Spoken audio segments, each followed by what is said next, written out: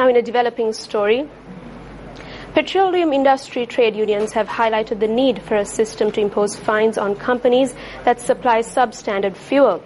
The Ceylon Petroleum Corporation recently took steps to turn back a ship which had brought 30,000 tons of substandard diesel. Meanwhile, Palitharange Bandara, the new Minister of State for Power and Energy, has vowed to take strict measures against corrupt transactions. A ship carrying 30,000 metric tons of diesel and 10,000 metric tons of petrol made port on the 13th of this month.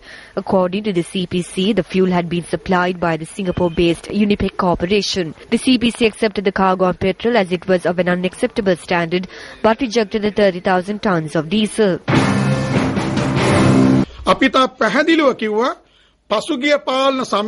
We stated very clearly that under the previous regime, they granted extendable contracts to several companies without even calling tenders, where the commission went to the pockets of the rulers.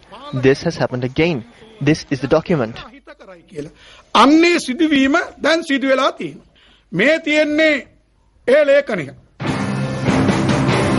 When Newsfirst made inquiries, the Secretary to the Ministry of Power and Energy, Suren Batagoda, said the company in question had agreed to provide a replacement stock of fuel. He added that the stock of diesel had been rejected owing to differences in the colour of the fuel.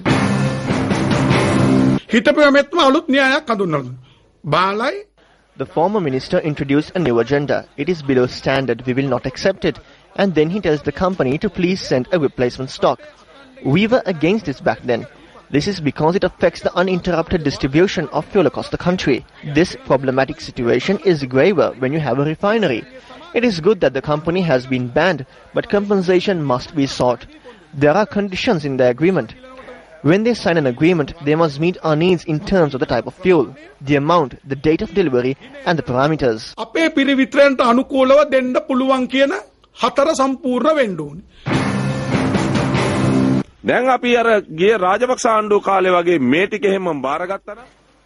If, as the Rajapaksa regime did in the past, we accepted this fuel and distributed it across the country, vehicles around the country would have broken down as a result of pumping low-quality diesel. We appointed the officials and the chairman of the CPC and informed them that if a mistake occurs, the relevant officials must take responsibility.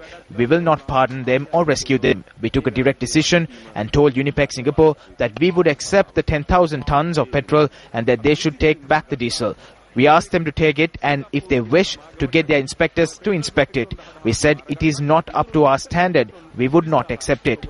We have not incurred a loss through this. We will not even pay 5 cents for this.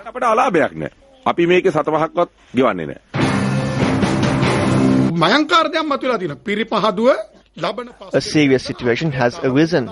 The refinery will be closed from the 5th of next month to the 10th of April due to maintenance. So the 35% of diesel, petrol, kerosene and aviation fuel produced by the refinery will stop. So there must be fuel in storage to ensure an uninterrupted supply. It is in this time frame that this stock of diesel has failed to meet the parameters.